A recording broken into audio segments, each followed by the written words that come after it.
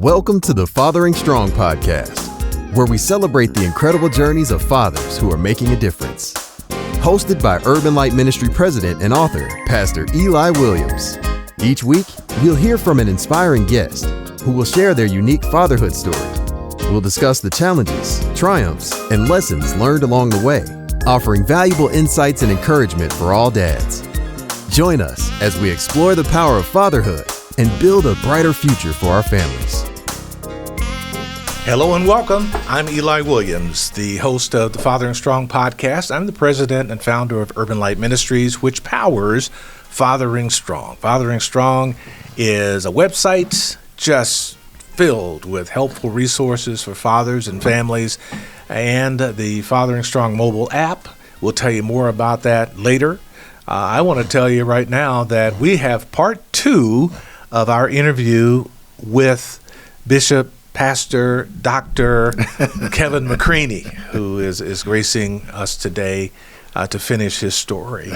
And I just want you to know that in episode 1, as you were sharing your story, I just felt that there's so much there in it, just in what you covered last time, that is eye-opening, it's helpful, inspirational, and challenging to fathers as they are seeking to be the best version of themselves as men, as husbands, and as fathers, providers, and order keepers, and all of that. So if you would, give us kind of a synopsis of your early years growing up and then a teenager, and some of your experiences with your father, and then we'll take it from there. Okay. Well, once again, thank you for the opportunity to be here. And the journey began in Boston. Mom and dad both in the house. Dad was the primary provider.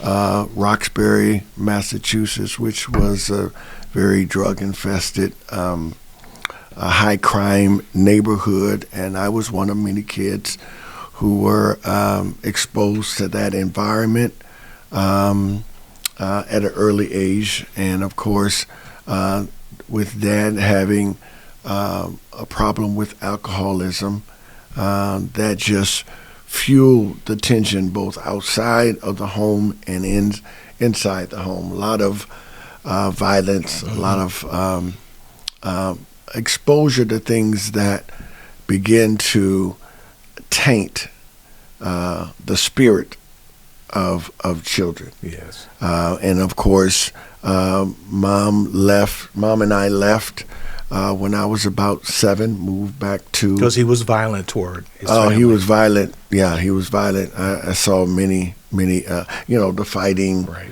Mom so and you Dad escaped. fighting. You escaped. Like a bird out of the snare of the fowler. Right. And I owe that to the courage of my mom, because when my mom left, she was 27. She had a 6-year-old son. She had no work experience. But she knew that if I stayed there, I would be consumed by either the outside environment, the neighborhood, and the crime, as many of my friends and family were, or I would be consumed by the violence inside the house, which my father was consumed with. And by the way, my father passed away along with all of his brothers from alcohol-related illnesses. Sure. So I believe that I had a propensity for that. And so Mom escaped, and she did that so that I would have a chance. Right. And I feel that was a bold move for a 27-year-old single mom. Yeah. So fast forward to you're 19.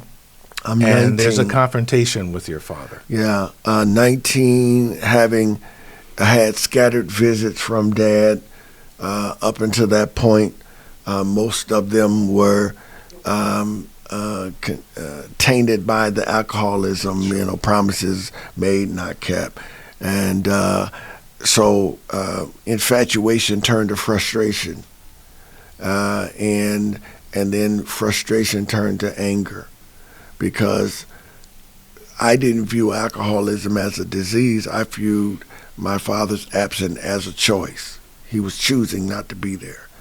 And so then, of course, at 19, that dreadful night when he came, and there was a fight that broke out, and between you and him, between he and I was injured and he was injured, and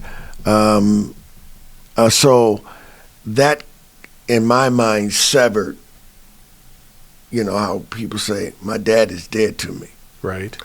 That severed that. I felt, I didn't need a dad anymore. I was grown. I was 19.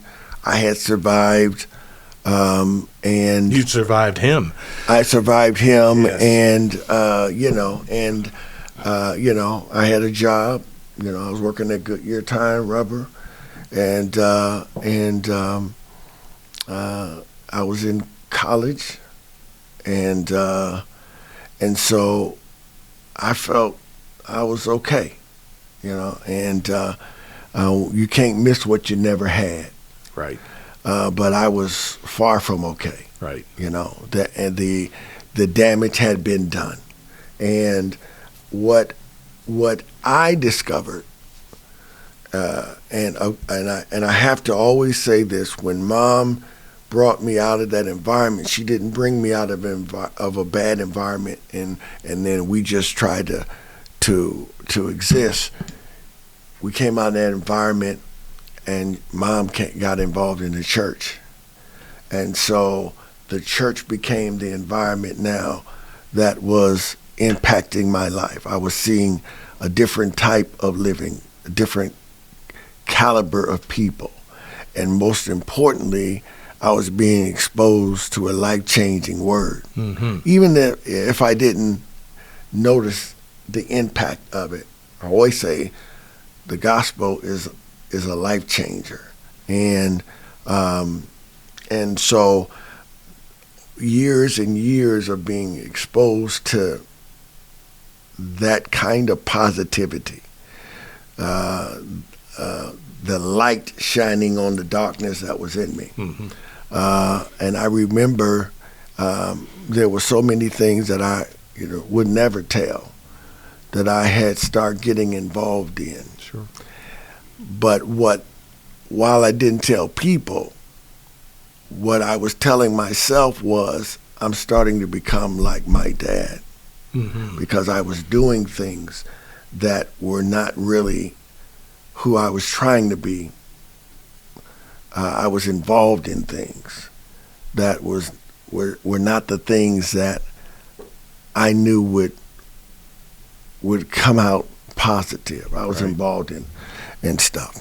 You had And been exposed to a lot. I had been exposed to a lot. And you had a lot of hurt on the inside, a lot of wounds Yeah, caused by your father yeah. and the different environments Yeah. that you grew up in, Yeah. right, as a child. Those things are still Yeah. in there, Yeah. right? Yeah, and I tell people all the time, when you see kids acting out, we tend to respond to the action. Yeah. But the action is really oftentimes something to medicate the pain, Yeah. you see. Yep. And it takes courage and time to push past the action and try to find out what's the pain. So you've got all of this pain, all these wounds Yeah, on the yeah, inside, yeah. all the bitterness that comes from that. Yeah. And now you're entering into a romantic relationship. Yeah. Yeah. So you were bringing all that Yeah. into Into a relationship, into a marriage, to a young lady who that was foreign to. she had no clue as to She that. had no clue of that because I camouflaged it well, and the thing that made me know that she was the one was that whenever I was around her, the rage stopped. Mm-hmm. The storm stopped. And I was able to experience peace. And that's why I knew she was special. And that has always been what she brings to my life.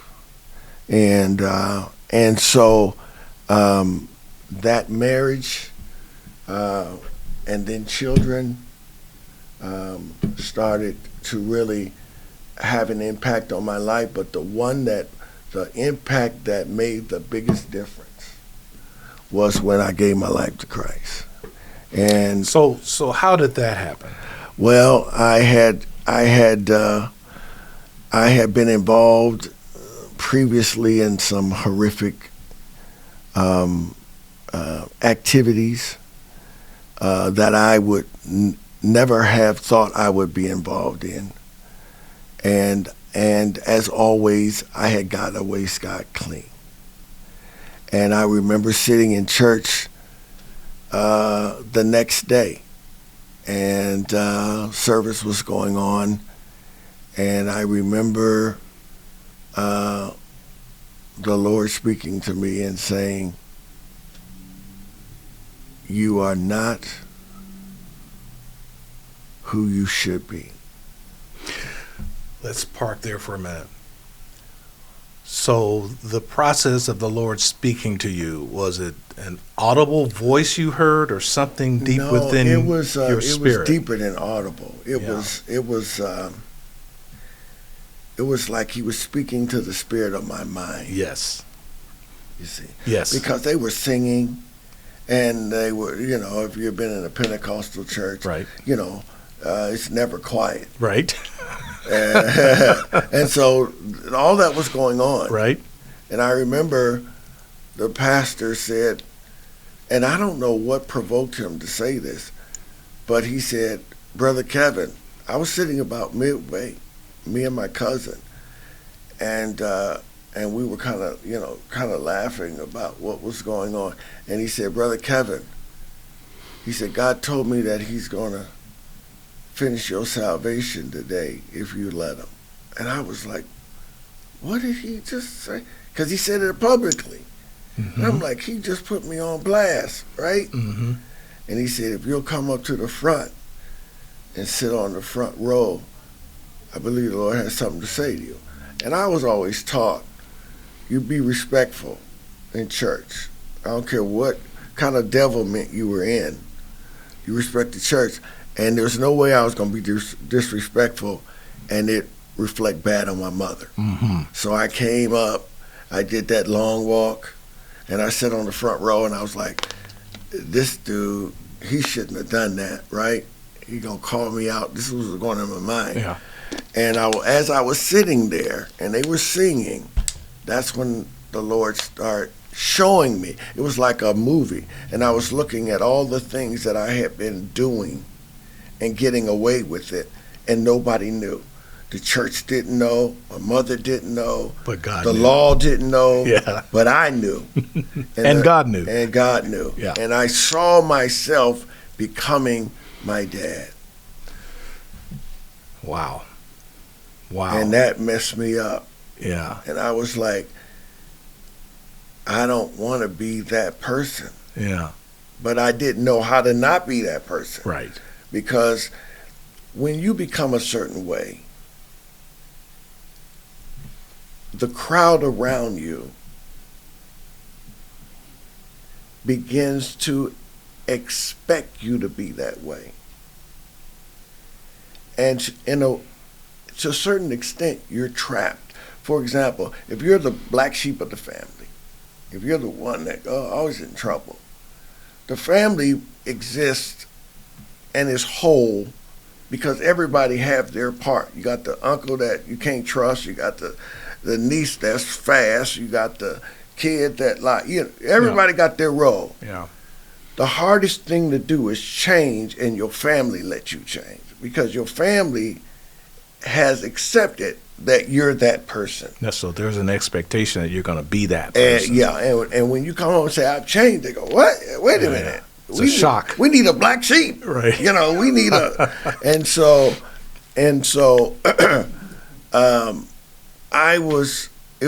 I had become something that I disdained. And the Lord said to me, if you don't change today, you'll never have another opportunity. He told me that just as clear. Wow. And I knew it was true because I knew that the rage had gotten to a point where I was capable of doing anything, literally anything, and no remorse. I had no remorse when I did those things. So the Lord got your attention. Yes, he got my attention, and he said, today is your day. And when he said that, man, tears start, coming down, and when the saints see tears of repentance, oh, they go. It's like red meat and they start to praying, and the choir starts singing, and the Lord, and I surrendered, and that was January 20th, 1979. And I got filled with the blessed Holy Ghost. And I remember when I walked out, I felt like my suit was. I still have the suit in my closet that I had on that day. Yeah. I remember my cousin. This is how I knew I had become. This is how I knew how bad I was. When I came out, my cousin said, "I never thought you would ever get the Holy Ghost. That's how bad you were. I thought you're never gonna get it." So that was then, and of course, marriage came. Wonderful children came in 81, and then my daughter in 82, and then 5 years later in 87. And so I was in the church. I was working with the young people. Things were going well, but I want to say this: salvation is a wonderful thing, but you still have to deal with some of those damaged parts of you. That's right. It's a beginning, not an ending. Yeah, and I still had to learn how to trust. I still had to see love as genuine and not manipulative. Because that's what you had seen from your father. That's what I had lived. And you had lived it. I've lived it. And I had become skilled in perpetuating it. You don't just see it and live it. You become a perpetuator of it. But now, born again, born of the Spirit. Yes. You're perceiving. You're seeing now what you hadn't seen before. Yes. And you knew that there needed to be change, and you knew how to get that change, I'm assuming. I knew how to get that change. And it's going to involve the Lord doing a transformation within your heart. Yeah, you had to release some things. Yeah. You had to release. We build habits around weaknesses. We build habits around vices. And so once we release a vice, you had to also release the habit that supported the vice. Yeah. Oh, that's good. I had to change. Yeah. I had to change my company. I had to surround myself with people who had the same mindset, even in the church. Yes. Because people in the church are also going through a process. Yes. And many of them have not matured, have not become fully grown. Right. Their transformation is not complete. This is one of the misconceptions people have about church. The church is a hospital where there are people there who are in the process of their healing and their development. Right. Are there hypocrites? Well, yes, because it's a hospital. Yeah. But they're there and they're getting better. Right. I just needed to say that because I know that perhaps we have people watching who are not church people. Right. And have this misunderstanding of what church is all about. Right. So. And let me just say this. Yes, please. When you go into the hospital and they take you into the room, the doctor comes in. The doctor asks you, so what's going on? What are you experiencing? Now, if you lie and tell them, well, nothing, or what, it's going to make it more difficult for you to get healing. I said all that to say this. When God begins to work on you, you have to be honest with him. Yes. And because he knows, but he want to know if you willing. Yeah.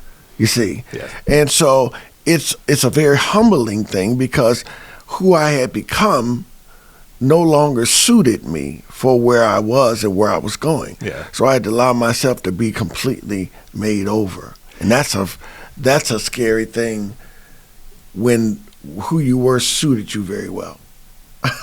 Yes, and God had a plan for your life. Yeah. He had and still has an assignment for you. Right. And he needed to get you to the place where you were ready to enter into your assignment. Right. Now, you correct me if I'm wrong, but that's what I'm perceiving. Yes. My guest today is Kevin McCraney. There's a lot more to his story. We're going to take a quick break so he could take a drink and get his breath, and we'll come back with more of the Kevin McCraney story. This is the Fathering Strong podcast. Stay with us. Looking to be the best dad you can be? The Fathering Strong podcast is your guide. Hosted by Pastor Eli Williams, each episode features inspiring conversations with dads who are making a difference. Learn valuable strategies for building strong families, tackle tough fatherhood issues, and get motivated to be your best self. Never miss an episode. Subscribe to the Fathering Strong podcast on YouTube, Spotify, or Apple Podcasts. Your subscription helps us provide free services and resources to families in need. Don't wait. Subscribe to the Fathering Strong podcast today and join our community of dads committed to building strong families. Together, let's make a difference.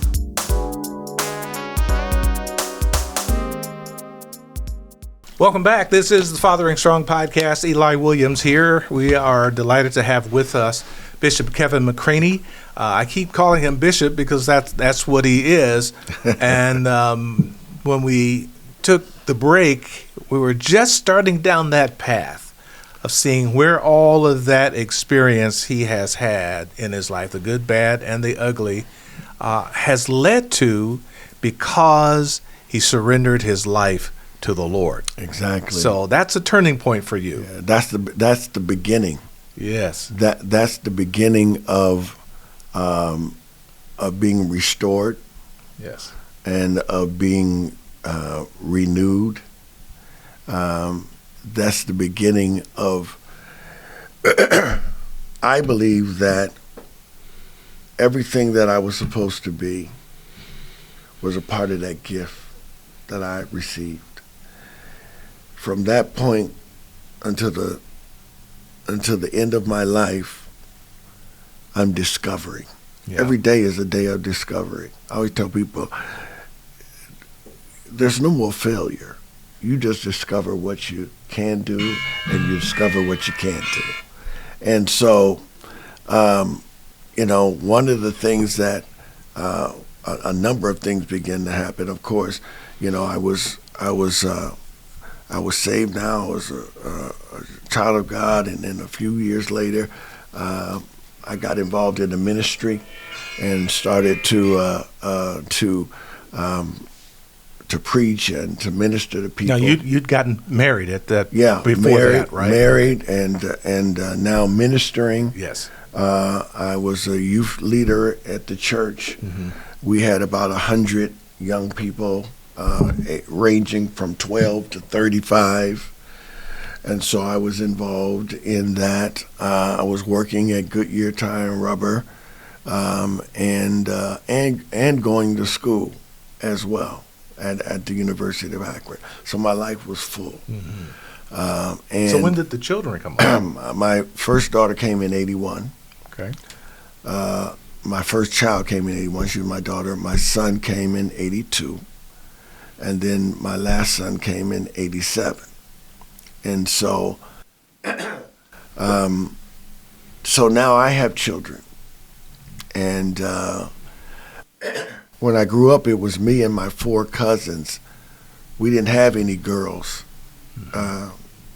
So having a daughter was, I had no clue. But thank God my wife had 2 sisters and 2 brothers. And so she, I had to follow her lead on that one. And then, of course, my sons came, and as frightening as it might sound, I really didn't have a clue about being a dad with them either, because while we didn't have any girls, I didn't have really a dad to rely on. Right. And so I told my sons, I tell them this, my dad taught me a great lesson. Probably one of the greatest lessons that I've learned, and that is he taught me what a dad should not do. Right. And so I started off doing everything that I wanted my dad to do that he didn't do. I just did that for my kids. Yeah. I wanted my dad to be affectionate. He wasn't. So it was nothing for me to hug my sons and you just did the opposite of everything. I just did the opposite. Yeah. He was not there. I was there. Yeah. I was at the games. I was at the practices. And so and of course, at 23, I started pastoring a church. Okay, and I told them the membership, when my sons have games, I'm going to be there, because I came up, you didn't miss church for nothing. Right. And you wasn't even involved in sports hardly. They were frowned upon. But anyway, so I made sure that I built a life that involved my kids and myself. And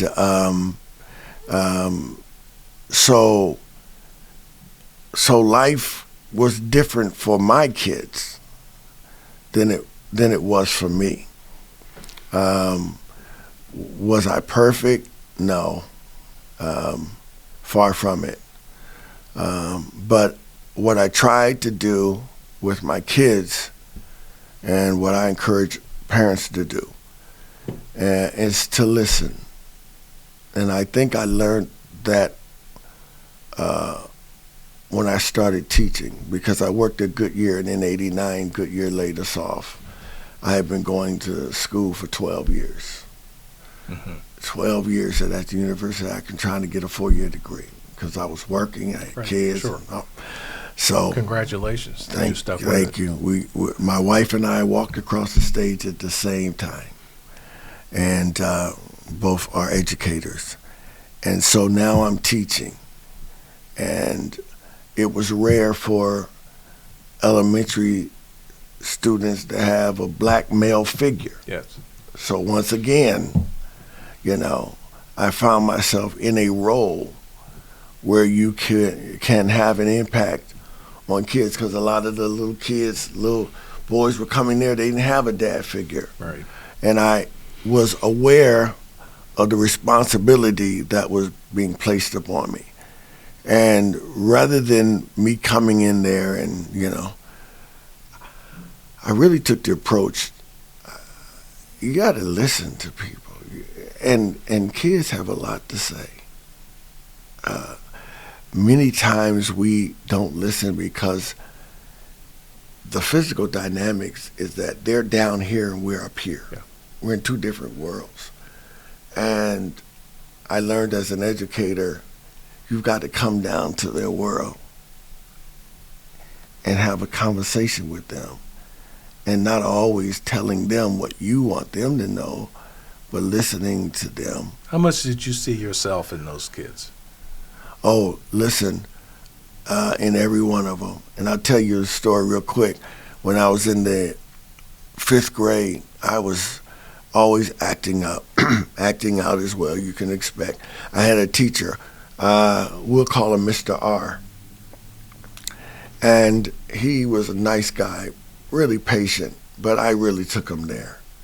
And I remember it was a parent-teacher conference, and my mother came up, and he told my mother, he said, Kevin is smart, and Kevin's talented, but I think you're going to have to lower your expectations and accept the fact that the best he's going to ever be is a trash collector. He told my mother that.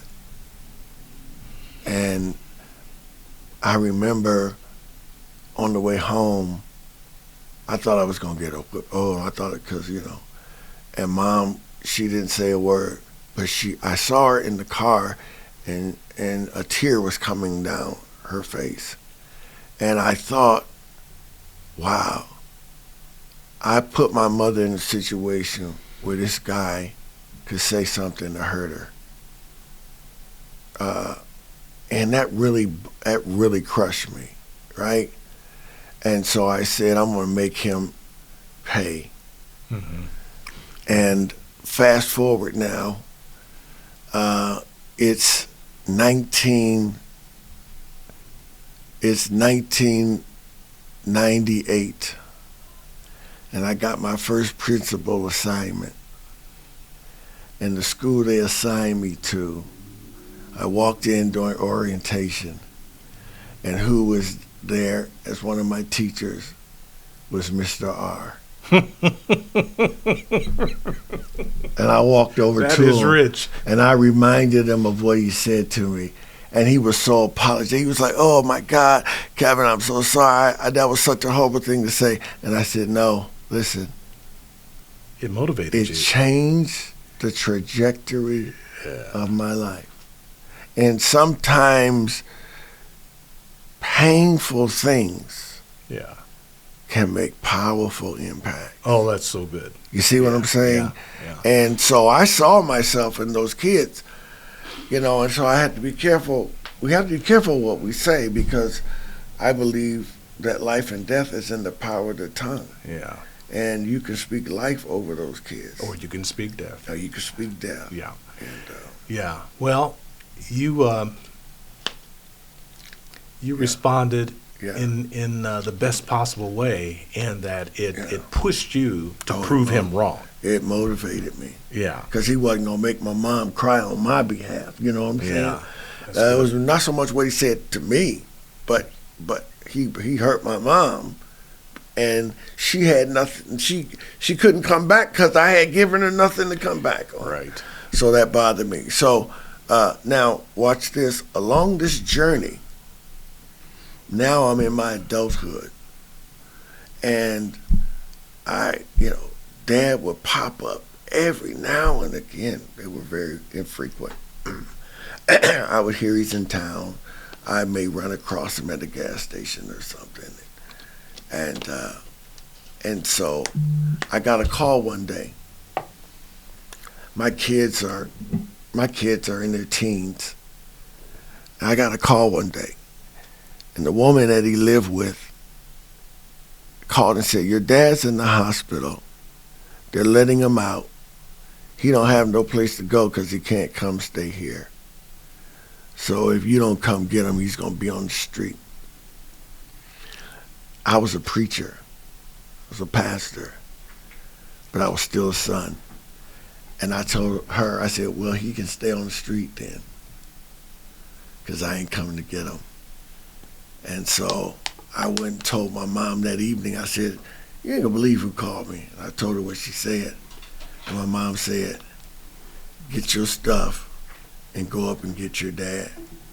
And I was like, how you going to tell me to go get after all you done? She said, your dad is a soul like anybody else. And God loves every soul. And if you're a preacher, so should you. So you took him in. So I went up and got my dad and brought him to live with us. And I never forget, my dad, we were sitting there and he was crying all the time and really contrite and apologetic. And one day I told him, I said, Dad, so let me ask you this. Are you proud of the man I've become? He said, yes. You got your family, your boys are up. I'm really proud. I said, are you happy with how I turned out? Yes. I said, well, everything I am is because of what I went through. You cannot condemn the process and then celebrate the results. So as painful as it may have been, if you are happy with how I turned out, then you should celebrate. You know, it's not time for tears because I did okay. And for whatever roles you played in that, I wouldn't be here if I hadn't went through that. That's profound. Now, had you forgiven him at that point, or was that a part of the process, or had your forgiveness begun? Forgiveness began when I brought him to my place. Got it. Because I saw that he was a victim like many other people. Let me ask you this about that. Yeah. His father. Yeah. What kind of man was he, and what impact did that have on your father? Well, my father never felt he was loved.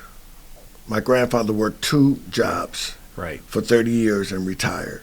Right. I never ever seen my grandfather except for one time when he wasn't sleeping. Right. So my only point with that, Yeah. there are many things that could be said, but the point I wanted to emphasize is that your father was a victim in that way. Yeah. In that the way he was fathered did not prepare him to be the man he needed to be to father you. And he medicated his pain with alcoholism because that was available in that household. Right. And so now he became a victim of that disease. And you, thanks to the Lord's intervention, destroyed a curse off of your family. Yes. Yes, that curse was broken. Thank the Lord. Yes. It was broken. And I began to see him, you know how they say, hate the sin, but love the sinner. Yes. You see, and once I stopped looking at him as what he had did to me and started looking at what sin had did to him, then I felt bad because he missed out on a great life. He missed out on great experiences.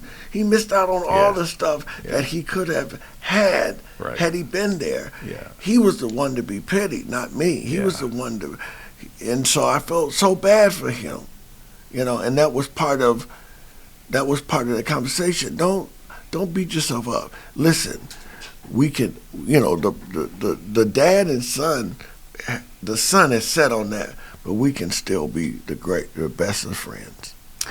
This is so good. I hate to bring it to an end. This is so good. But so I would like for you, if you would please, to look at that camera right there. Yes. And talk to a father out there who is currently suffering. This camera here, who is currently suffering in his fathering.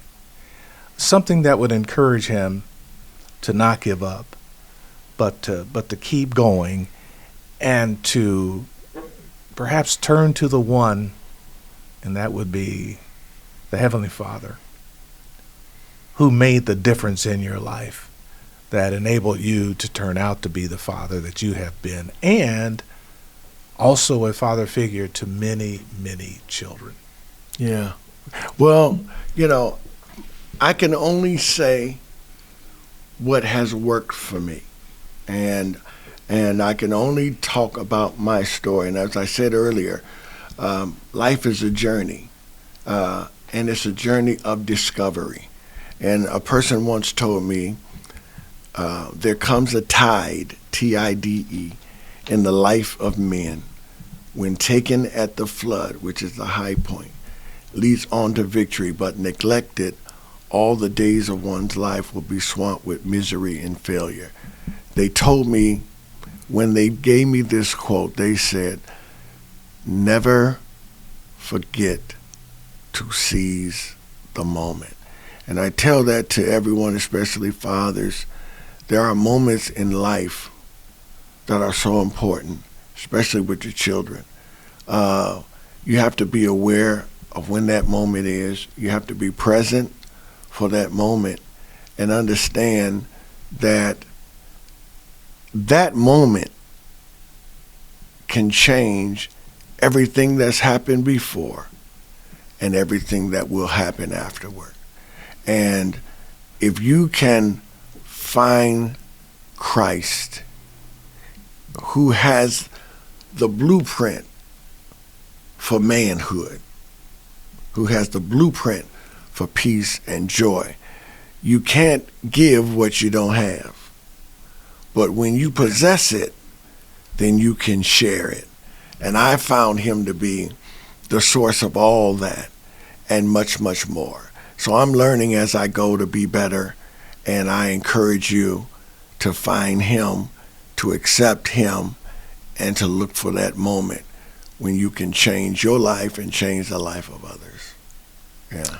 My guest today on the Fathering Strong podcast has been Kevin McCraney. He's a bishop, an educator. He is a family man, a successful parent of 3, and a faithful husband of what is it, 40 years? 44. 44 years. So a role model for fathers in our community and beyond. Thank you so much for joining us today. Thank you for having me. I appreciate it. Yeah. And God bless you. Yeah. And thank you for being a part of today's Fathering Strong podcast. Subscribe to get notifications for future Fathering Strong podcasts. And you can do that just by going to our YouTube channel, Fathering Strong YouTube channel, and check out the Fathering Strong website, which is fatheringstrong.com, for lots of other resources, including our weekly blog posts. I'm Eli Williams. God bless you. Thank you for joining us today. Thanks for joining us on another episode of the Fathering Strong podcast. We hope you found the conversation inspiring and helpful. To make sure you don't miss out on future episodes, subscribe to the Fathering Strong podcast on YouTube, Spotify, or Apple Podcasts. Just search for Fathering Strong in your favorite app. The Fathering Strong podcast is brought to you by Urban Light Ministries, a nonprofit organization with a 3-decade legacy dedicated to turning the hearts of fathers to their children. Thanks to your support, we're able to keep this podcast and many other resources free for dads everywhere. To learn more about Urban Light Ministries or to donate and help us continue this important work, visit urbanlight.org. The Fathering Strong podcast is a production of Urban Light Ministries. Eli Williams is your host, and Bruce Stapleton of the Momentum Group is the producer and engineer. Our theme music is provided by saxophonist Harold Rayford.